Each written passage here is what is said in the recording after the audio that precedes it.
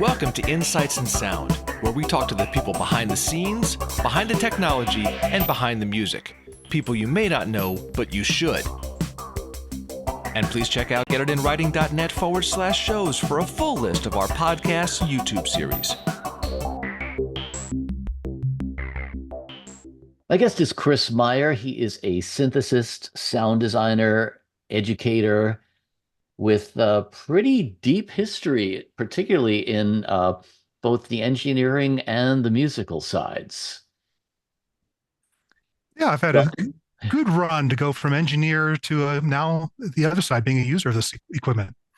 Yeah, well, but you've gone back and forth a lot of times, and you seem to transverse that left and right brain gap pretty seamlessly.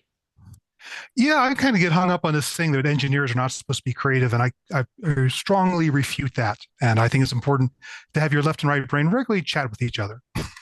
Well, and I've always maintained that even though creating music is a right-brained activity primarily, you've got to have left brain engaged in order to actually learn all that technique to the point where it becomes second nature.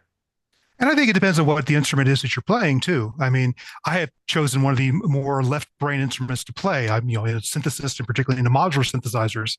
Yeah. And that's really is the battle of the left versus right brain, particularly while you're playing live.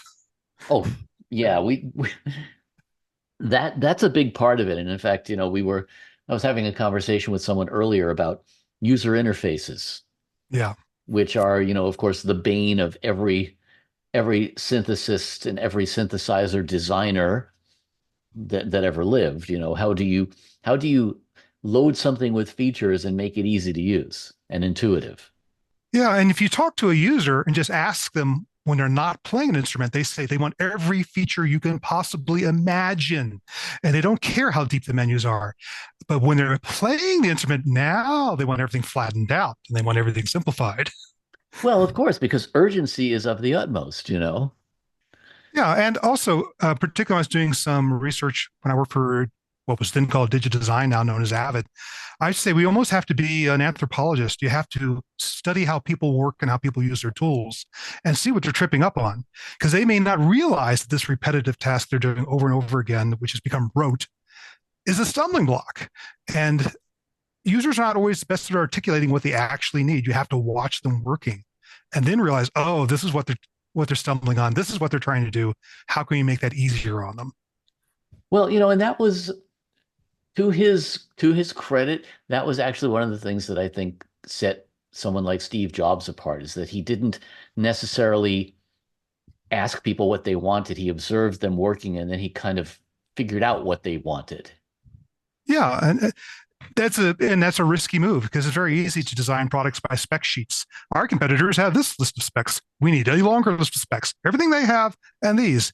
And that doesn't necessarily make a better product. That's feature creep. Yeah.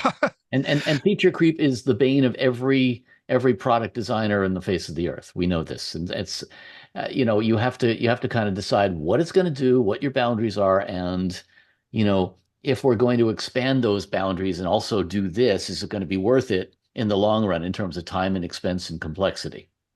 Yeah, even though I was an engineer who designed several products, I've really come to realize that trying to simplify things is more important. And particularly now that I've spent more time as a musician and performer, I think a lot of people are surprised that the modules I have for my own modular systems are not the really deep ones with the screens and the CPUs, but the flat ones. The ones that I can just see by glancing at them, what they're up to, and adjust them quickly, particularly when you're trying to improvise. Yeah. Now you really did, as you say, you sort of took this very almost circuitous. Yeah, it's easy for me to say. You took this almost circuitous route from engineering, and then I guess shortly after getting out of college with an engineering degree, you ended up at Sequential. Yeah. And, creating one of the more complex concepts that they came out with, vector synthesis. I mean, yeah, it was interesting because when I was a kid, I really wanted to be a musician or recording engineer. And everyone did everything they could to discourage me from going down this path. They said, you don't want to be a starving musician. You don't want to be a recording engineer. You'll just be making coffee and sweeping floors. It's like, oh, that's a bummer. okay, well, I seem to have an aptitude for engineering. Let's get an engineering degree and I'll have music as my hobby that I can afford from being an engineer. And I worked actually in the robotics industry for a year, but then fortunately got a job at Sequential as being the MIDI person. And yeah, it was quite an interesting jump to then to go to designing instruments. And the Prophet VS and Vector Synthesis just happened to be a really good bit of timing that Sequential had been focused on analog instruments, but the world was clearly going digital. This is the 80s when the DX7's coming out, Korg's Right. doing the DW Wave series, the PPG's already out, sampling's just starting to happen. And Sequential realized, we have to make a digital synth. They just didn't know what that meant yet. Dave Smith already had a priority that he wanted to be able to morph the waveform and therefore the timbre, the harmonic structure while playing. But he hadn't, as far as I knew, gotten beyond just that concept. And I was actually teaching another engineer at Sequential all the other digital instruments that are on the market right now, like the Kumar GDS, the Fairlight, the Synclavier. And when I got to the PPG, I was just going, oh, this is what they do. They have a line of waveforms. They scan back and forth. And as I was scribbling a notebook, I just went, what would happen if we did this? Huh. And I went home and patched it up on my modular synthesizer. Like, what would it be like to have 4 sound sources and to move freely in between them with kind of a reverse quad panner? And it ended up being useful. And to show you how Dave really trusted his engineers as Sequential, just go run with ideas. That's the idea we ran with for our first digital synth. You know, the other thing that strikes me about that, though, is that there again, we have the left-right brain bridge because it's all problem solving. Whether Yeah. you're writing a symphony or whether you're conceiving an instrument, in a sense, you're still doing the same thing. You're solving a problem somehow. And typically the work that is being done is all somewhere in the subconscious, and then all of a sudden it just kind of pops out, just as you're describing that idea, Yeah. what would happen if and I think that whole what if kind of mentality is really, that's the basis of the creative process. Well, that's the ideal that you're following that. It really is easy in engineering just to latch on, hey, here's a new piece of technology. Let's see if we can make something out of it. And that's really been the basis of a lot of synthesizers, and particularly a lot of synthesizer modules, is like, oh, here's a strange idea. Let's see if someone can figure out how to make music with this. Yeah, yeah. And I've been trying to turn it around and go, what's a musician trying to do? How can we give them tools that will help them reach that goal rather than just throwing at them, here, try this strange wave distortion. Oh, okay. Well, but both approaches work if you think about it, because in a sense, if you look at synthesis, you're giving someone a tool and saying, here's what we think it's going to be. What do you think it's going to be? And they're going to use it for something completely different. Yeah. The same way that, the engineers at Abbey Road had to figure out how to create a tape loop with a pencil halfway across the room because, there was no way to do that in the physical world yet. Yeah. A I'm a lot big of this fan is of really dub like, music. The dub engineers in Jamaica had to really figure out how to yeah, bend their equipment beyond its purposes to create a yeah. new form of music. Another great example. Yeah, I mean, a lot of times it's really, what happens if I take this thing that was intended for this and I use it for that? Yeah. There used to be a saying back in the cyberpunk movement that the street will find its own uses for things. It's You may really design something true. to be this, but hey, this we're going to use it for this. Yeah, yeah, which I think, that's one of the cool things about the sort of the bridging of those halves of the brain, so to speak. Yeah. Yeah. How do you apply these things? But it's been interesting, particularly working with modular synthesizers, is I've really found I've had to divide my own time into left brain time and right brain time. I'll go ahead and spend what I call R&D sessions where I'm learning a new module or I'm trying a new patching technique or new synthesis technique. And if something music comes out of that, I put in my back pocket, like, okay, remember that, maybe we can use that later. Then I'll switch on later to composing mode, say, oh, you know what I really need right now is this. Oh, back when we were doing R&D, we had this idea or we found this trick, and then be able to pull them. I really hate hitting a stumbling block when I'm trying to create music of like, okay, I have this great idea. I have no idea how to realize it. Let's stop for a few hours while I go research and twiddle knobs. That Breaks doesn't the work for flow. me. Breaks Yeah, the flow breaks the flow. completely. That's, yeah, and that's, that's why the producer has an engineer next to them, for example, because Yes. you want to be able to sort of offload that task to that other side of the brain. But you're right in that really you have to have that R&D time because otherwise you're not going to really know how to play with your tools to the point where they can become intuitive. Yeah. Otherwise, it's a series of accidents, and there are a lot of happy accidents, Sure. but quite often there's a lot of frustration as well. Well, and also it depends, are we approaching it, as an artist, you can approach it from, I want to do this, I want to paint this picture of this beautiful landscape just like it looks here.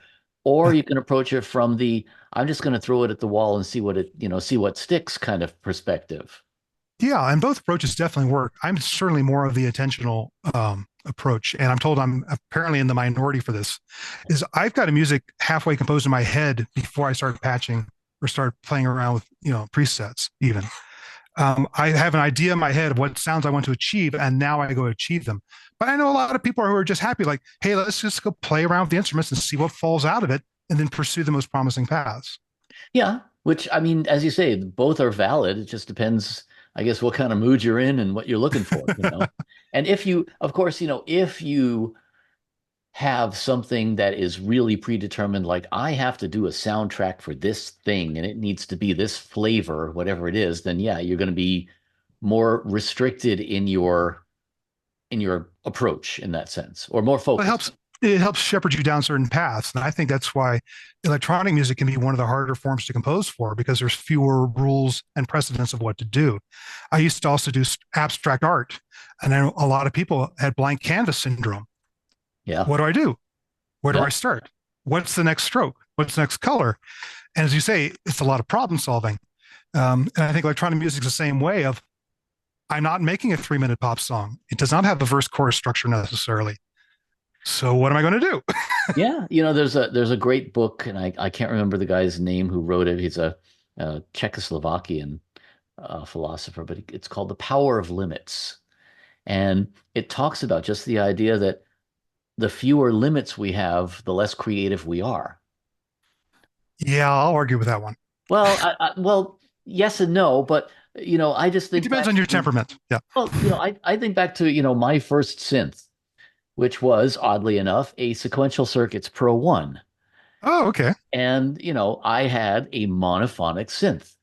If I wanted to do a string patch, I figured out that I could detune my oscillators and get a fifth, things like that. My second synth was a Juno 106. I milked the hell out of it, because I could and because I had no other alternative. Now I have, 450 synthesizers in my laptop, and it's such a wide range of choices that half the time, well, okay, how do I find the sound I want, and you see all the time people getting hung up in just paging through menus.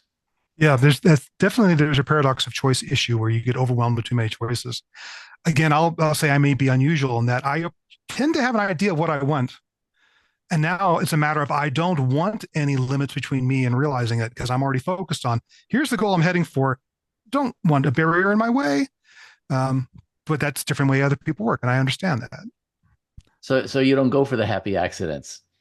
Well, happy accidents are great. And if those can turn up during R&D time. But I mean, when I used to do painting and visual art, quite often each piece had a concept behind it. That's how Mm. I got around to doing abstract art and blank canvas syndrome is like, does the next thing I'm about to do serve the concept?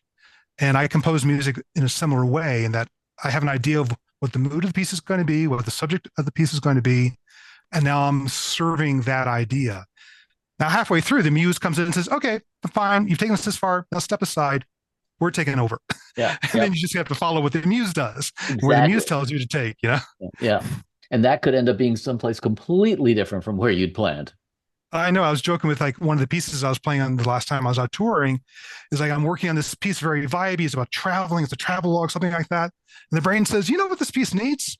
Aztec poetry. And you just have to, say, okay, I wouldn't have thought of that, but let's see where it takes us. Yeah, well, if it worked. Yeah. Interesting. Now, you also spent some time at Roland, Yes. I and was that was actually chief engineer of their short-lived R&D LA branch. They actually had a US R&D branch for a few years. yeah, yeah. And this was during a time also with Roland where um, I think it was almost, I don't think it was intentional, but I think there was sort of a backlash against stuff like the DX7 where there were so many layers and things were so difficult to control. All of a sudden you had synths that had a whole lot of sliders on them again and stuff, a whole Well, lot you're of, thinking like the JD800 in yeah, particular. That was yeah, that was actually that one of very the good. first instruments that came through Roland R&D. Although the concept for it um, was predetermined before we started to have all the sliders. I think maybe Eric Persing can be credited with that, saying, "Hey, let's get back to having a really great user interface to get more immediate stuff." And But they had that with the 106 and with the 60 and stuff like that. So it's not like it was new to them. But again, it was things were sort of evolving towards these, very clean, menu-driven functions on a lot of synths. And then all of a sudden, Roland started putting out stuff like the JD800. well, some things. I mean, some of my tasks at Roland was that engineers in Japan would say, "Here's a list of parameters. How would you abbreviate that into 5 characters? How would you abbreviate these into 4 characters? How would you abbreviate them into 3 characters?" Oh, I mean, God. because there was also a lot of 2 by 16 character LCDs still on, particularly the rack mount products and stuff like that. Uh-huh. Okay, so use what we have in stock for us, basically. Well, also Roland had an interesting attitude. I talked to Kakahashi about this a bit. Mr. Kakahashi, founder of Roland, is he said, "Oh, you Americans, you always try to hit a home run," and they realize it's important to hit a lot of singles. And particularly when they have a big factory and a lot of employees, he said, we have to divide our energies between products we know we can sell this many of to keep the assembly lines going and the riskier products that may hit and may flop. We can't Ah, put it all on that because we sure. may make people unemployed. Yeah. So some of their instruments were safer designed ones to keep the assembly lines running, and then they would take risks on other products. And I just helped design their first hard disk recorder, the DM80, and that was an example of a risky product, for Yeah. example. Yeah. Well, especially in those days. I mean, everybody was trying to design a hard disk recorder. There were some pretty rudimentary ones out there. Um, I remember one of the first ones for the Atari computer. Oh yeah, and also, a lot of it was computer based as opposed to being dedicated hardware, which the DM80 was. Yeah. I was actually working at DigDesign, now Avid, when Evan Brooks um, came up with what eventually became Sound Designer, Sound Tools. He just wanted to play with a brand new Texas Instruments DSP chip because he wanted to speed up editing samples. Editing samples, which was their main job back then, Hmm. could take a long time to do the processing. Yep. He said, "Oh, we need something better. We need something that's going to accelerate. Oh, an 8-bit on a Macintosh sounds terrible at the strange sample rate." So he added like one channel of 16-bit audio at 44.1 coming in and out so you could audition better. He said, "Okay, so we got this thing. Look how much faster crossfade looping is." And I think it was an AES show. People said, "Stop. You're playing 16-bit audio from the hard drive?" "Oh, yeah, yeah, yeah, we can do that." "Can you do 2 channels?" Yeah. And it took him from being the sound axe, the sound accelerator to speed up Sound Designer to what became, Sound Tools, their Right. first hard disk recorder. Right. Yeah. I mean, a lot of that was really, again, people kind of stretching for Yeah. things. Um, Another thing that you were very involved with, which, of course, continues to be a force in itself, was the very beginnings of MIDI. And, Yeah. I had a lot of conversations with a lot of different people about that. I know that, for every strong supporter like Dave Smith, there were skeptics. Bob Moog was skeptical to begin with, as Bob Mose was skeptical. And some of the engineers at Oppenheimer were skeptical. And actually, some of the when, and some of the folks at ARP were skeptical too. I mean, some of the major companies were not necessarily embracing the idea. well, there was some interesting behind the curtains thing going on in the early days as Dave approached, wanted to do it, the USI, the Universal Synthesizer Interface. A couple of his engineers wrote a paper at an AES show presenting it. And Dave wanted to work with the other American manufacturers initially to flesh this out and make it a standard everyone would use. But everyone was playing, my technology is better. You should design it like the way we did it for the Voyetra. You should design it the way we did it for Oberheim system. No, you should do the way we did it for the Chroma. Right. And the American engineers would not agree. And then he turned to Japan, and the Japanese saw the value of having a standard. And it didn't have to be the best technology, but if it was a standard, it was going to grow the market. And they actually took something Roland had already developed, Roland DCB, digital control bus, and that evolved into what became MIDI 1.0. Oh. And when MIDI 1.0 came out, it was already kludgy, it was already slow, but it was on everything. And here we are 40 years later, and it's still a force. So it really showed the importance of standards as over the best screaming technology. Yeah, and I mean, this was an era. If you think about, 70s, 80s, 90s was really an era of constant battles of the standards. Yes. In so many formats. So the idea that we were really able to get everybody on any particular bus at all at the same time. Well, I think the Japanese companies like Yamaha, Korg, Roland had a lot of foresight to say, okay, this is going to help us, even if it's not the best thing. Let's go do this. And it took a while, as you say, to talk the American companies into it, but eventually they started retrofitting MIDI interfaces on products like Oberheims and Moogs and stuff like that, because they saw the advantage of having that big market rather than locking you into an ecosystem. I mean, there was even a case where in the Don Lewis documentary where he's saying, I want to have my Oberheim and my Moogs talk to each other. And he talked to Tom Oberheim. Nope, void the warranty. Can't do that. And talked to Bob Moog. He said, don't buy Oberheims, just buy more Moogs. And he didn't get the idea that the musician didn't want to be locked into an ecosystem. Creative musicians want choices. So they could say, I want that flavor. I want that flavor. I want this flavor. I don't care that they're made from different manufacturers. Why can't they work together? Well, and that's just it, and especially even more so back then than now, each of these companies, each of their products really had their own unique flavor, their own unique sound. I mean, you were not going to get an Oberheim type of sound out of a Moog. Yeah. In the early days, well, I wouldn't say the early days of sampling, when sampling kind of evolved in what we call the ROMplers, the ROM playback instruments, music workstations where everything had to have a piano and brass and strings. Yeah. I used to joke there was more difference between a sawtooth and square wave in different manufacturers back then than there was between like piano and string samples in what was in the modern time. Yeah, it's true. And I mean, now, of course, everybody makes everything. So we're in a golden age right now of just all these different synthesis techniques being explored and mixed up. It's great. Yeah. Now, well, and that's a nice segue there into, what you've been doing, because you've sort of come full circle and now you're back to really analog modular synthesis.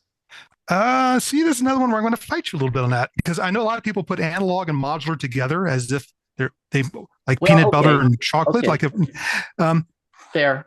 I would say that, for example, in my big modular system, that over half the modules are digital, for example.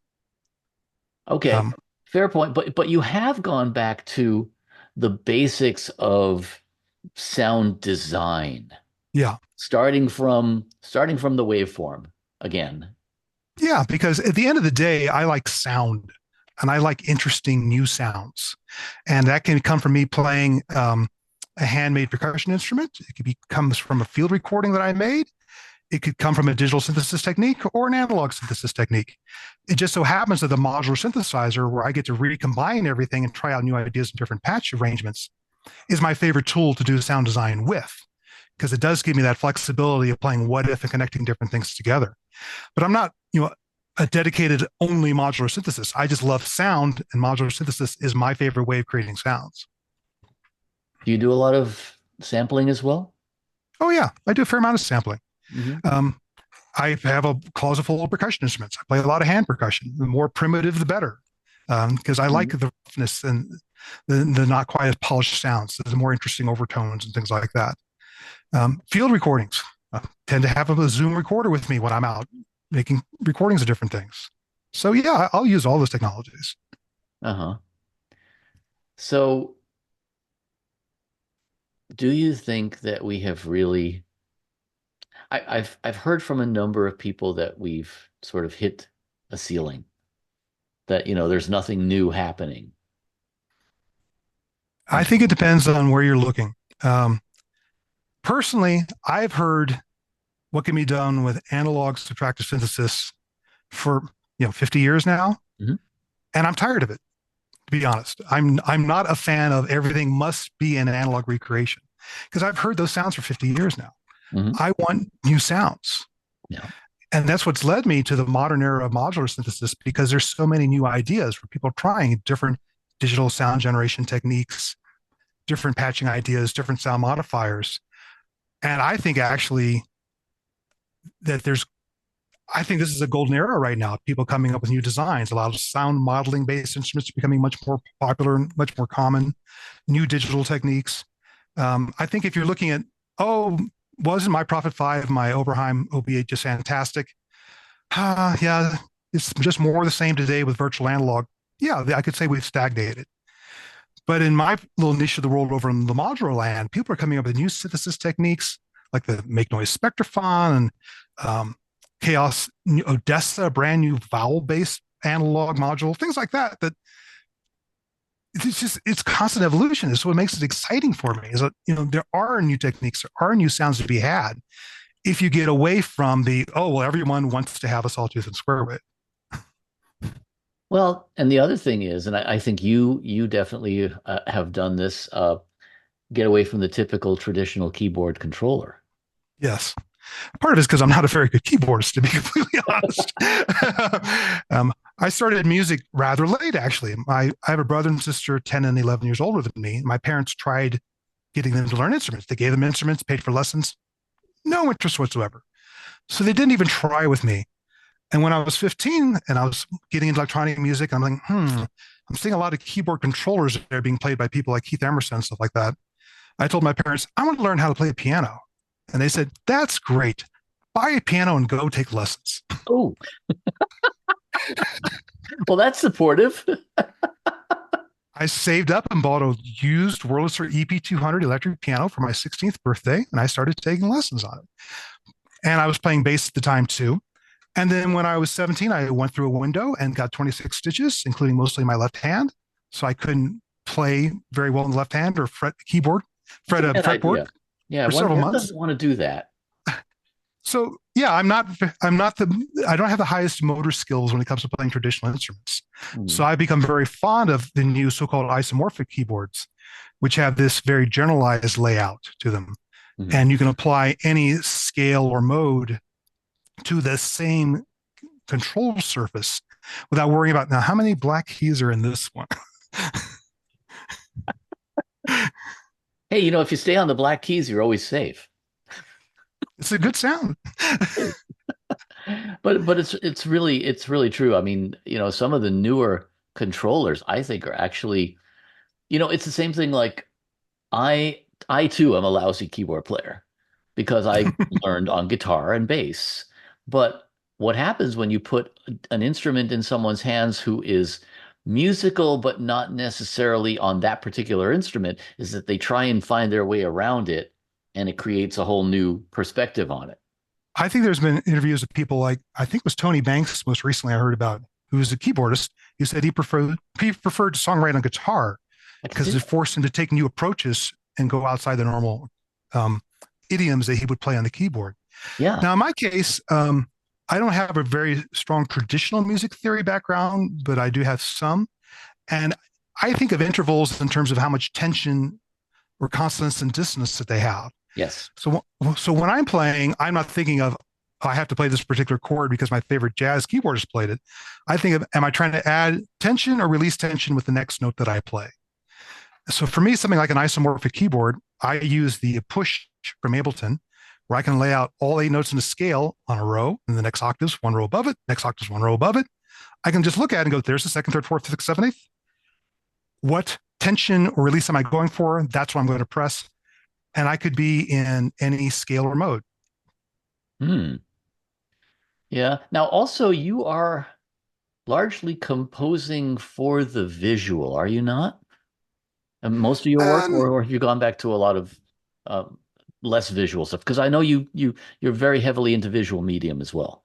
Yeah, my wife Trish and I ran a business originally called Cybermotion and became Krish Design, where we did a lot of work for Hollywood and films and video and industrial videos, opening title sequences, trade show graphics, things like that. So we did the visual world for quite a long time. And part of it was when I was initially into music, I always saw images in my head. Yeah. Whenever I listened to music or played music, I could see graphics that I wanted to create. That's why I got into the graphical field. Then we focused on graphics for a couple of decades. These days, when I play, the music has a visual reference in my head of what is the environment or medium or mood I'm trying to create. But I'm not creating a lot of visuals right now to go along with my music. That's an evolution I'd like to get to, but right now, flying my live performance system is taking up all of my brain cells as it is, without thinking about how do I manipulate the visuals at the same time. I'm very conscious of how electronic musicians present themselves because playing electronic music instruments can be quite a mystery to your normal viewer, particularly since the way you're typically set up is that the viewer can't even see what you're doing. Yeah. So I am very conscious about how do we present electronic music to the non-geek in a way that they can relate to what you're doing. Yeah, it's not like jumping around on stage with an electric guitar. Yeah, virtually every instrument you're facing the audience holding your instrument. Yeah. Guitar, violin, saxophone, you can go on and on. Drummers behind a drum kit, but at least there's lots of holes in there. We can at least see them and they tend to be flailing in the gaps in between things. Keyboardists, they tend to be behind a wall of keyboards and you don't see even what notes they're playing. I mean, Keith Emerson at least turned at a right angle quite often with the two keyboards on either side so you can see what he was doing, for example. As opposed to Kraftwerk, for example. Yeah, Kraftwerk is taking the mystery to a new extreme, I think. Indeed, and that's, I mean, that's a show too in and of itself. But it's definitely, as you say, it's kind of hard to convey the creative process behind it if you're just standing there behind a keyboard or multiple keyboards. Yeah, quite often when I set up to play, I play rotated at an angle or even with my back to people so they can see the equipment that I'm playing and what I'm doing to it rather than being barricaded behind it. Because I want to relate a little bit more. All these sounds that you're hearing, that's because I'm doing something right now. And here's the action that I'm making. Hopefully you can start to connect that to a sound rather than just being behind a scrim of stuff and it being a mystery. Is this just pre-recorded or what are they doing? Well, you did an event last year, which I was involved in live streaming for the Bob Moog Foundation, where you Yeah. set up your rig. And I did try and get close-ups of your rig as much as I could because it was very unusual in the way you were creating the sounds. Again, no traditional keyboard controller. Yeah. And a whole lot of cross-patching from here to there and stuff like that. It was kind of I mean, it was interesting to watch. Yeah, I have quite a hybrid system between a modular synth and a laptop when I'm playing. But my goal is to not to deal with a laptop while I'm playing. Mm. Part of the reason I like modular synthesizers so much is it's such a tactile user interface. I call it the ultimate multi-touch interface because you have all these knobs you can reach for it immediately rather than having to mouse and scroll through stuff. But what I am surrounded with, I have the modular in the center and everything I want to manipulate live is on the modular. Off of my wings is a flying fader mixer controller because I'm mixing inside the laptop, but I'm not going to mouse to mix. Right. I want a flying fader system where I can see where all the levels are, go touch and go do stuff. I used to do live sound mixing when I was young. And then off to the other side, I have my Ableton Push where I'm playing the keyboard parts, triggering samples and loops and things like that. So lots of tactile control. Yes, lots of tactile control and a lot of being able to glance at something and get the whole picture of what it is rather than change pages, mouse over, click on this. That's not conducive to the flow. No, I mean, as you can see behind me, I'm a big faders guy too. Yeah. You need that. You need that hands-on visual thing. At least I do. Yeah, that's how I learned. Is I did a lot of mixing for other bands and stuff like that when I was young, and I'm used to being in a darkened room, fingers on faders, watching the stage, as how you mixed and molded what people are going to hear. Yeah, yeah. Now you also you've taken to actually teaching modular through your Learning Modular website and the book that you I guess you wrote last year, a couple of years ago. I know. Would you believe the saw it Passion come out during Tweak's COVID, 5 years old now? Oh my patch and God, tweak the really? book Kim Bjorn and I did. Yeah, 5 years now. Wow. Okay. Um, but yeah, that and my learning modular website and my Patreon channel. Yeah, because I had the good fortune that when I got into electronic music, it was assumed you would learn on a modular synthesizer, that you would learn from the ground up of like, here's what the waveforms are and what an oscillator is. Mhm. Here's how a filter changes those harmonics. That's all we Here's had. what an, you Yeah. we learned on a micro level. Yeah. And I think instruments went through an interesting evolution from the modular to the pre-patched instruments like the Mini Moog and the Harp Odyssey, et cetera, to preset instruments like the Prophet 5, to the numerous apps and plugins on your computer, like you were just saying. And musicians grew up today in an environment of, I have 5,000 presets and I have no idea how any of them are made. And when they started approaching modular synthesizers, I found a lot of people had not learned the fundamentals. Hmm. And it was important for me to go back and channel what it was like for me to be a teenager when I did not know how to use these things. What did I stumble on?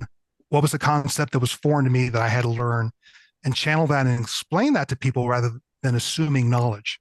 A lot of people are doing YouTube videos and things like that today are assuming you're on their level already and they're showing you what they're doing and not relating to all these people go like, I don't know how you got there. um, I don't want to leave anyone behind, by mystifying the stuff. I want to demystify it because I think more people should get a chance to play with it. Do you find that there's a thirst for that knowledge, or is there? I mean, I only ask because I have seen with some people that there's sort of a laziness in that sense. I've got 500 presets. Why not use them? And if that's the way you want to create music, that's fine. I mean, a piano has one preset, for example. A lot piano and forte. Come on now, that's a lot of great music's been made on this relative lack of preset instruments that we have out there. Yeah. Mm-hmm. And I've run into synthesists who say, I don't want to know how it works. I just want to have fun patching and turning controls. Sure. But I've also heard them say, if I don't get something other than just noise out of this box, I'm just going to chuck it all. Yeah, and there's also, what I always found annoying was hearing the song somewhere on radio, Spotify, whatever, and going, oh, that's patch number 43, whatever it is. It was terrible. Like in the 80s, man. I mean, every goddamn song had a DX7 on it, for example. DX7, the EMU Shakuhachi flute. Yeah. D50's digital native dance. Yep. You could keep going through these patches. Just Vox Humana on the Polymoog. Yes. Yeah. Yeah, it's true. And I think, that to me is probably what makes me want to tweak things a little bit, and I don't typically, I mean, if I'm in a hurry, I do want to find a preset, but then I end up still tweaking that preset because it's not quite exactly what I wanted, Yeah, I'm in the same space. I'll collect my favorite presets for an instrument that I like the sound of. Mm-hmm. And having a collection of presets that I like gives me a head start in dissecting them, going, so how does this instrument make those sounds that I like? Oh, here's the common tricks. Here's the common source sounds that they're using and stuff like that. But yeah, I mean, I'm a real perfectionist when I'm crafting music. Like, no, that needs to be a little brighter, needs a longer decay, needs a little, I want to tweak it to be the way I want it to be. And that's what you have to learn how to do in that sense. And that's what I think is the challenge for a lot of people who don't understand how to get under the hood, so to speak. Yeah.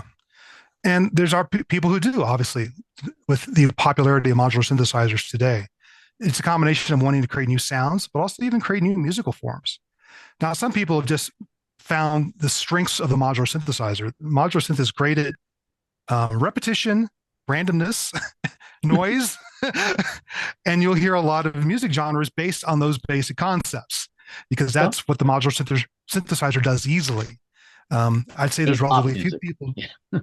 There's relatively few people doing the melodic type of cinematic stuff that I do, I dare say, on modular synthesizers. Mm-hmm. Yeah. But that just was my interest. And what about virtual modular stuff? The Cherry Audio, voltage modular, stuff like that. There's lots of great options out there today. And considering how freakishly expensive modular synthesizers can be, I'm happy that people have a less expensive, more portable way of getting into modular synthesis. Now, I had some bad experiences in the very early days of digital synthesis software and plugins, where it was very easy to overdrive them, clip, make them break, things like Yep. that. Yep. And that kind of burned my fingertips on using software synths. Hmm. I now use them a lot more, but I've become so accustomed to the multi-touch interface of the physical modular that that's my comfort zone. But Uh-huh. I'm not anti software modulars, et cetera. And that's a great way for so many people to get into it. VCV Rack is another one where you can start for free and get into modular synthesis. Yeah, I think as a learning tool, Yeah. because as you just pointed out, and it's a really good point, um, it's all about signal flow. Yeah. And it's the same thing that I discover with a lot of students who are coming in and learning recording, by way of a DAW. There's a lot of stuff that they don't understand in terms of basic concepts because they have not had to learn it from the sum of its parts. Yeah. Like one of the most difficult things for people to master, I found in modular synthesizers, is signal level management. Yeah. Um, and it can make a huge difference in what type of sound you get out of the instrument. Gain It's staging. Yeah. it's very easy to just to go to it and turn everything up all the way and say that's what that sounds like. And it's a bit of well, it's become a genre. People love the overdriven, overmodulated sound. A lot of That's my people are into that. kazoo patch. But on the other hand, learning to back off, you realize there's a whole range of subtleties and other sounds that come out of the same thing Yeah. just by learning signal level management. Hmm. Yeah. I think that's really valuable. Learning those components really does make a difference. Yeah, that's why I kind of moved from. I have several courses still online for people learning modular synthesis, getting at the ground level. Hmm. But after that, I kind of went to a Patreon channel saying, okay, for those who want to go to the next level and the really tweaky stuff, this is a chance to look over my shoulder and how I develop sounds and how I work and how my mind thinks. And that's what I do on my Patreon channel to show people the more advanced techniques and approaches that I use to extract that additional couple percent out of the sound. I like it. So what are you doing now? You're still working on your own projects as well, right? Yep. Just before we started talking, I was just doing the final sweetening on tracks for what's going to be my next album. I've got literally another 3 albums in various stages of completion on the hard drives after that one. So after doing a lot of touring for 2 years, I'm kind of like focusing on getting this material polished and getting it out there and building a brand new studio. Yes, I've seen some of your photos. You're building quite the space. Yeah, it's a nice luxury to build what's going to be my creative environment, I think, for the next decade or so. And Mhm.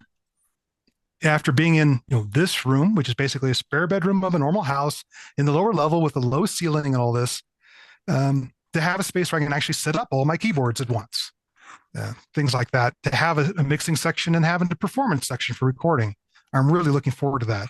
I'm also very bullish on immersive audio for electronic music in particular. So building a mix end of the room designed around it being an immersive mixing space. Oh, cool. Now that sounds like fun. Yeah, I'm very excited. I think electronic music is probably one of the best candidates for immersive audio No because question. no one has a preconceived notion of where everybody should be and where all the sound generating sources should be. We were used to going to seeing bands play live. We're used to seeing orchestras play. Having the string player floating around your head is not a normal experience. But in electronic music, there's no preconceived notion of what these sounds are, who's playing them, how they're being made, where they're coming from. And it really opens the door to create this immersive experience. The problem is that electronic music's not mainstream. So you don't have the major labels throwing lots of money and saying, we need to do the entire back catalog in Atmos. Um, and funding studios to do this mixing. Going immersive with like a 7.1.4 12 speaker system is a hard thing to bite off for an independent musician. I mean, Yes. it's already hard enough to make money. And now you're going to tell me that the equipment costs order of magnitude more. Yeah, that's the scary part of immersive audio right now. Well, and I have long maintained that the first company that could figure out binaural without headphones is going to win the Mm. lottery. And obviously the soundbar people are seeing how far they can push that idea right now. Yeah. Sennheiser's The- got some really great stuff out there right now, for yeah, example. be it either DSP processing to make sounds seem to appear from behind you. I was during the Roland RSS, Roland Sound Space days when they were playing Yeah. with 3D sound back then. Yeah. Or just dumb mechanical stuff like aiming speakers upwards to bounce off the ceiling to say, there's your overhead speakers. We're bouncing it off the ceiling for you. But I also think that's the brilliance of something like the Dolby Atmos format is it's no longer tied to a specific number of speakers or a specific playback format. It's like, what do you got? We'll encode the best we can to what you got to play back. It's collapsible and expandable. Yeah, it's great. Yeah, which is definitely, one of the things that has been a really, especially when you talk about non-traditional music or non-traditional applications, a lot of museum exhibits and whatnot that are using immersive audio. These are setups that can vary from one, you take an exhibit and you bring it on tour and every single room you put it in is going to be different. Yeah. And going back to electronic music live performance, I'd say a third to half of the performances I did for 2 years was in quad. Quad was something that was explored in the early days of electronic music and kind of abandoned because quad hi-fi didn't really take off. Yep. But today, a lot of musicians are playing live in quad to create a new experience, but also because the more speakers you have, the easier it is to get clarity by putting sounds in different places rather than trying to get all these different sounds out of one speaker. And not just that, but I think, one of the things about Atmos that is interesting is that it's not just giving you 360, but it's also giving you height. Yes. You can put stuff up there and down there. And I think that also helps to separate, you were mentioning the traditional performance, like a band or an orchestra or something like that, where yes, you expect to have most of your sound in the front and maybe you put ambience in back. That's about it, Yeah.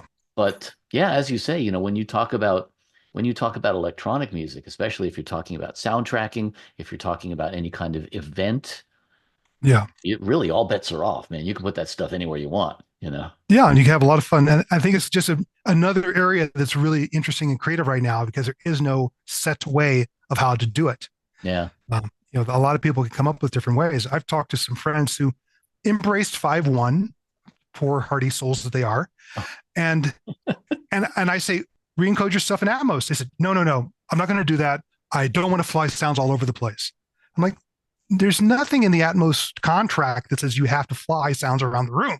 You could just go ahead and put them in stationary positions in different places if you want. No, I have to have the trapeze artist. That's what they associate with things like Atmos. It means sounds flying around my head. No, it doesn't. It means whatever you want to do with it. Yeah, I mean, if that's what floats your boat, then fly them, But yeah, it's true. It's true. So, are you still doing visual stuff? Not right now. In my head, to get back to doing it, I've even put painting to the side for now because music has become so consuming to work on it. Plus the time I spend also teaching it to other people, it's squeezed out time to do visual stuff. I could definitely see going back there in the future, but right now I'm having so much fun composing and figuring out how to play these things live and present it to people that's my main focus right now on the sound. Sounds like fun. It is. I'm having the time of my life. I mean, here I am, let's be honest, I'm in my 60s now, finally getting to do what I wanted to do as a teenager. It's took a little longer than I may have hoped, but I'm having a great time. That doesn't suck. Not at all. Chris Meyer, thank you for being my guest. Thank you for having me. Hey, I'm Daniel Keller. Don't forget to hit the subscribe button and join us each week for Insights in Sound.